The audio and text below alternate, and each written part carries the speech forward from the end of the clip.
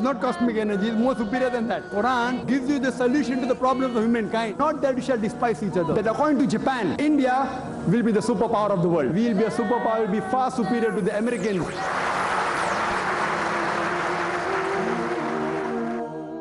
Alhamdulillah, wassalatu wassalam, ala Rasulillah wa ala alihi wa sahbihi ajmain, amma ba'd.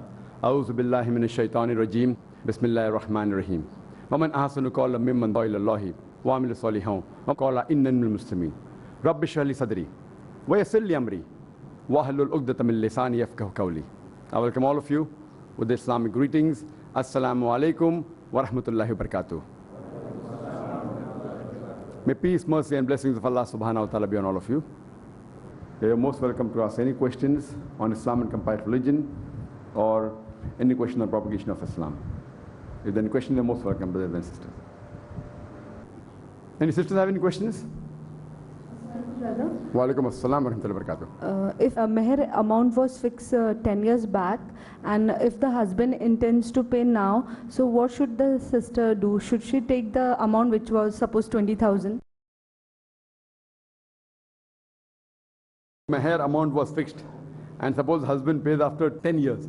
If the amount 20,000, so will it be the same? If the amount is in rupees, it will remain the same. Therefore, preferable keep the amount in gold, like 10 grams gold, 20 grams gold. You know, so if 10 grams gold, normally in history the gold always goes up, and now it's gone highest. In India, it has reached the ceiling, the share price and the gold price. There are times that went down, again came up. So therefore, alhamdulillah, our Prophet even kept zakat based on gold. He didn't say that if you have 10,000, that time the gold may be just a few hundred rupees. If he had kept 2.5% on few hundred rupees, all of us would have hardly given any penny. So Allah subhanahu wa ta'ala and the Prophet knew, therefore it fixed it on gold. So, but if someone says 10 lakh rupees, then it is 10 lakh rupees. So preferable to fix the amount in equivalent to gold. Or say I will give 10 grams gold or 20 grams gold as meher. But if it's mentioned as 10,000, 20,000 rupees, whatever is mentioned, that is the amount. If the husband wants to give more, alhamdulillah, there's no problem.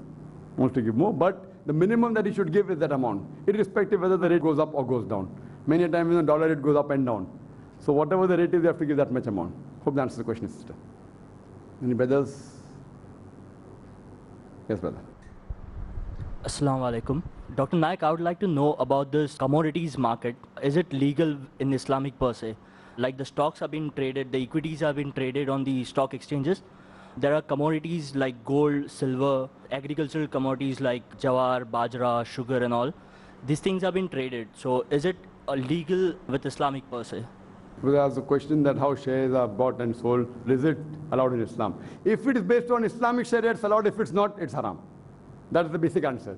Now, many a time when they do trading, they break the Sharia one way or the other.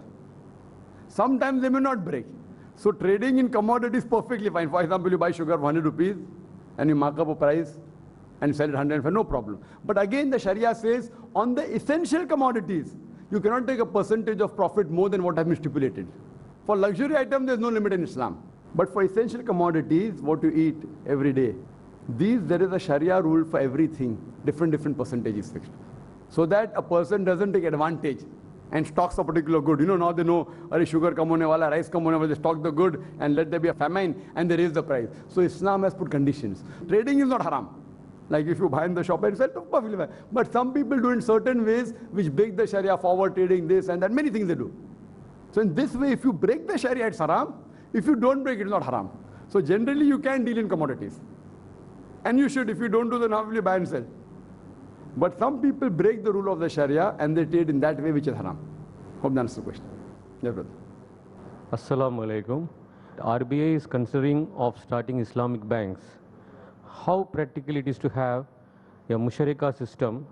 Would it be possible as we have so many window accounts? That's a very practical question. The RBI is considering starting Islamic bank, and I had spoken a few months. And he himself told that we are thinking that whether it's possible. RBI has got various restrictions, a lot of restrictions, and they haven't given permission so far for a full-fledged Islamic bank. Islamic investment funds have given permission, Islamic bank no. And they're thinking over it. Now, basic question that, will it be possible in India to run an Islamic bank where there's so much window dressing, especially in the book of accounts? Will it be possible? Brother, normally if you analyze, that window dressing is there in India and many other countries. I agree with you. So therefore, when an Islamic bank, you should realize that the various systems involved in Islamic bank. One is Musharika, one is Mudaraba, one is Murahaba. So what we're talking is the Musharika system where you become partners. That suppose a client says that he requires 200,000 rupees and he says you give me 100,000 rupees. So the Islamic bank finances 100,000 rupees. They become partners. Whether 50% partner, he says no, I'm working. So give me 20% for my labor and the balance 80% we share 50. That means bank gets 40% profit, he gives 60%. 20% for his labor and 40%. Or I said no, we'll do it together. So in the Musharika system in Islam, what you're talking about window dressing, there can be various conditions put by the Islamic bank. They can put a condition that if they're equal partners, you cannot take any decision on your own without our sanction. Point number one. So they cannot buy or sell any good without the permission. Point number two, even we will keep an accountant of our own. That means accounting will be done by their accountant and the accountant from the bank.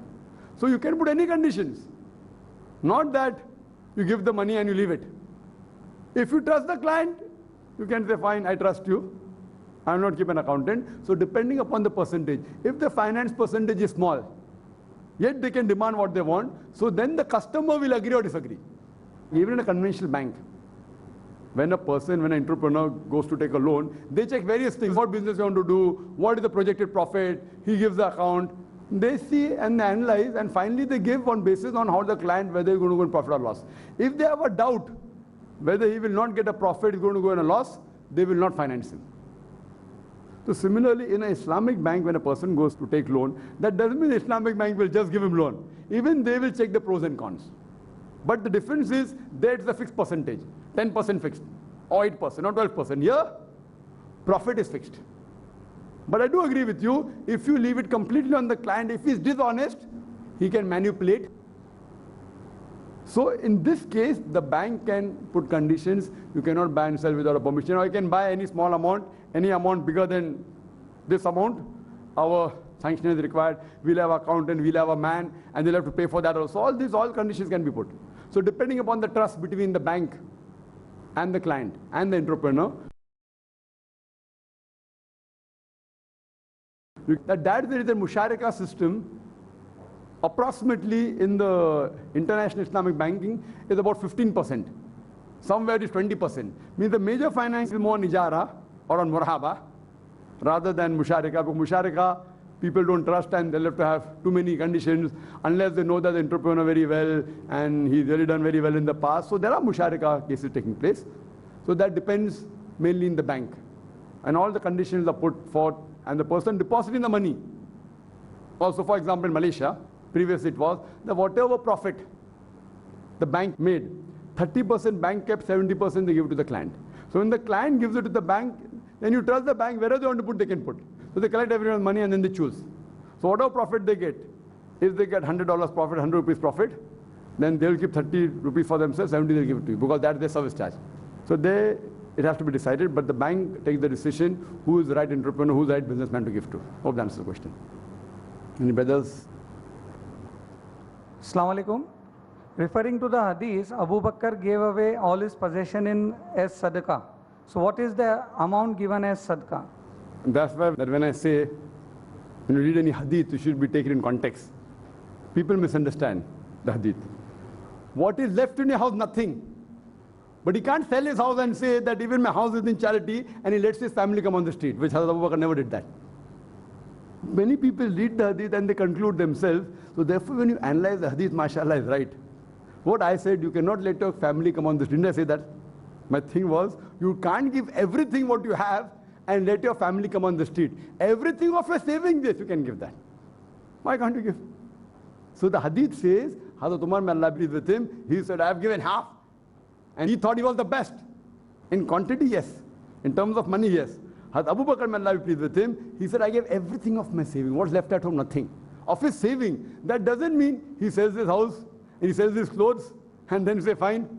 So that means he has trust in Allah and his Rasul. But if he sells his house also, and that's not allowed in Islam. As a general, if someone does that, we're required See, again, this is a general statement what I made. Suppose someone says, example, hypothetical, okay, fine, so much thing is required for jihad. And it's a must. And if Prophet's life is in danger, I would say live in my house for that. You understand? No? But generally I'm talking about. So that was for jihad. But even that time his house was there with him. And secondly, if the Prophet also asked for jihad, that will you sell your house? Had Abu Bakr Malapi surely would have said yes. Not that he would have said no, but that is a different situation. But they talk about general charity. Because there if you require that we should love Allah and His Rasul more than ourselves and our wives also. So in that context, if you realize, even if some Sahaba says this house also, it's allowed in Islam. I'm talking about general context. So when the Prophet said, trust in God but tie a camel. So here that means he's not tying his camel. But that's a general situation. So therefore, when you hadith you read, Quran you read, you should understand the various hadith and no two Sahih hadith will contradict. So many people read one hadith and they think that is the benchmark. Like many people read the way Prophet was kind and the way he corrected mistakes. There are some of the hadith, the way he corrected the mistakes, I would say that the Prophet corrected on the spot. Some later on. Some he threw stones also and corrected. So depending upon the situation. So therefore many a times people pick up hadith and they say this is the lifestyle of the Prophet. Yes, it is. It is one of the lifestyles of the Prophet. So what I said is not wrong and what hadith you quote also is not wrong. Hope that answers the question.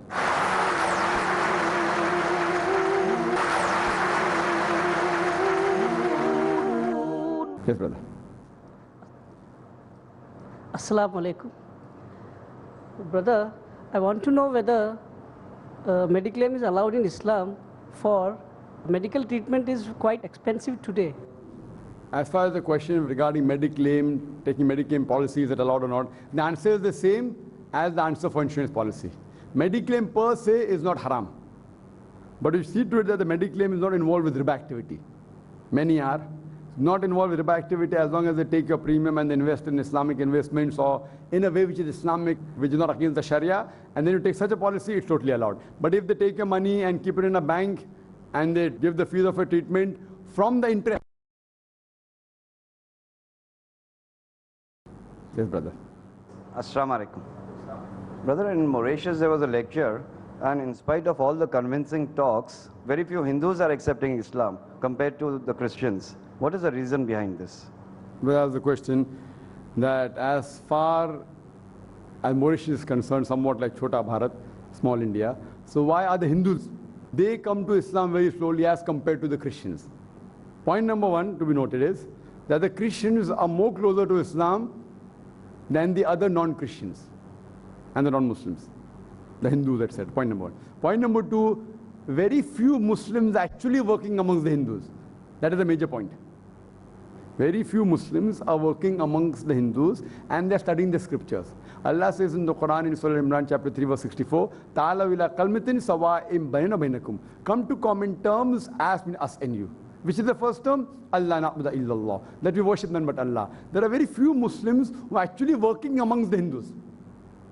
If the number of Muslims working among the Hindus increase, inshallah, I feel those people coming towards Islam from the Hindu community will also increase. So the main reason is this, that very little research has been done. You will hardly find any books written on Islam and Hinduism, very few. Islam and Christianity, thousands of books. In the world, number of human beings claiming to be Christians, more than double the number of human beings who claim to be Hindus.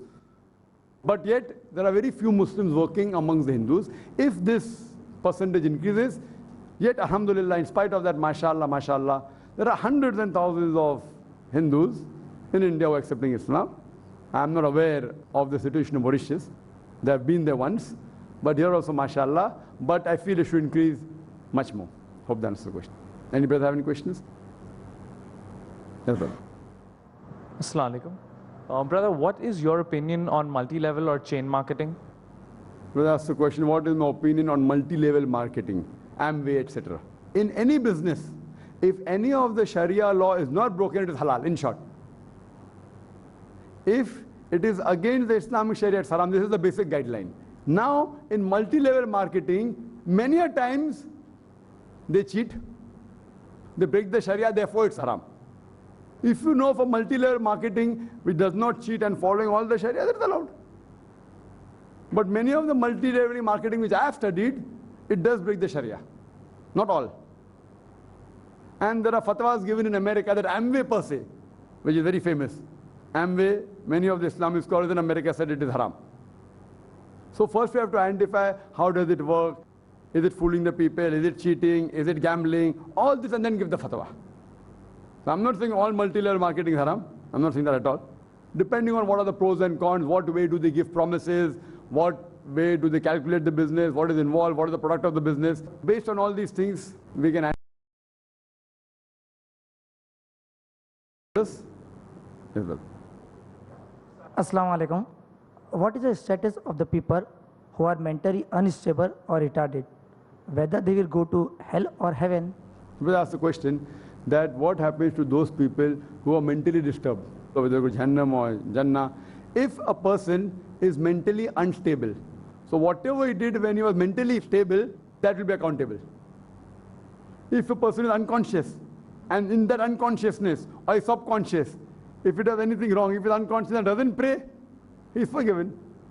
Similarly, if he is mentally disturbed, see, one is mentally disturbed is not a question, mentally disturbed is possible. If he is mentally retarded or completely mentally insane, so in that insanity, if he does something wrong, he will not be held responsible. Allah is not unjust. But whatever he did before that will be taken into account. So if a Hindu child is mentally retarded from day one, and if he dies at the age of 40, inshallah he will be not held responsible. But if a person becomes mentally retarded at a particular age, so whatever he did before that, Allah will take into account, irrespective of the Muslim or non-Muslim. Hope that answers the question. Yes. Why did the Pakistan government declare certain community as kafir? There was the question that why did the Pakistan government consider certain community as non-Muslims? I don't know Qadianis. Say directly, like, I know which community you're talking about. No, I'm in the field, so say directly, why are you getting scared? Why did the Pakistan government, what he's talking about the Qadianis, why did they declare them as non-Muslims? As I mentioned in my earlier answer, the first question posed to me. These people, they consider that Prophet Muhammad, peace be upon him, he is the last Nabi but not the last Rasul. So the Qadianis, what they say, that Prophet Muhammad is Khatamun Nabeen. He is the last prophet. But their definition of prophet is someone who has got a message. News, Nama. News. But they say he's not the last Rasul. No, Rasul also means a high level of, that is news, this is message. The messenger is higher according to Arabic. But they convert it. So what they say, that Prophet Muhammad is not the last Rasul. And Mirza Ghulam Ahmad Qadian, he was a Rasul. So therefore, if anyone who says that any Rasul is going to come after Prophet Muhammad sallallahu alaihi wasallam, he does kufr. So the thing is that is the reason, because they have gone against the Quran. See, one thing is going against the Quran unintentionally, in ignorance. Not that everyone, I don't claim I follow 100% Quran. Don't have alcohol, somebody has alcohol. That's also wrong after knowing kufr. But this is a higher level. That's the reason the Pakistan government, they condemned them and they said that they are non-Muslims, and that's the reason many of them had to flee. So they're changing the base to London now. Hope that's the question. Yes, brother. Assalamu alaikum. Brother, can we have a common currency like euro or etc.? And can we have a common police? May I ask the question that can we have one common economy, one common currency like the euro? Or can we have common police? See, the best this can only take place if we have the Khilafah.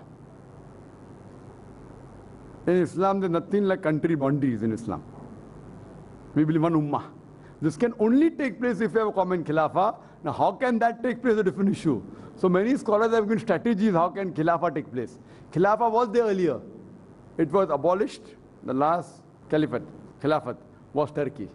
When it was abolished, there was a movement against that in Bombay, which is from Baikala, known as Khilafat House. The Khilafat House. So Mahatma Gandhi and all the other people, they took a movement. Khilafat House means against this. When they were abolishing in Turkey, the last, whether right or wrong, not that it was a very good Khalifa, but the Khilafat system was there. Later on, as time passed, they were not following the Sharia properly, and that's the reason it tumbled down. So now many people are trying to get it back. If we have the Khilafat, then alhamdulillah, summa alhamdulillah, we'll have a common Khalifa. And if that Khalifa gives any ruling, any fatwa, the whole Muslim Ummah should follow. But unfortunately, there are groups which are not very close to Islam. Some are close to Islam and trying to strive. Some are not close to Islam, are doing for their own benefit. Some are doing for the benefit of Islam. So different groups are there, but we pray to Allah subhanahu wa ta'ala that once we have that Khilafat, then all these things will be. Without Khilafat, a common euro, we can have a common rial or a drum, we can have. But everything, police comment, this comment, that everything that will only take place, Khilafat takes place. But without Khilafah, we can have a common currency. But then all should get together and combine and agree with the rules and regulation laid down by the economic condition of most of the countries. It can be done. But the best is Khilafah will take care of everything. So we pray to Allah subhanahu wa ta'ala that the Khilafah is reinstated. Then inshallah, once we have that, then no one can twist the arm. Inshallah. United we stand. So waiting for that day, and we strive towards it. And we pray to Allah subhanahu wa ta'ala that make the condition of the Muslims better. Hope that answers the question. Wa akhir da'wana alhamdulillahi rabbil alameen. فيا رب إنك أنت السلام منك السلام إليك السلام فيا رب إنك أنت السلام منك السلام إليك السلام لأمرك يرجع أمر الأنام بين يديك قلوب الأنام لأمرك يرجع أمر الأنام بين يديك قلوب الأنام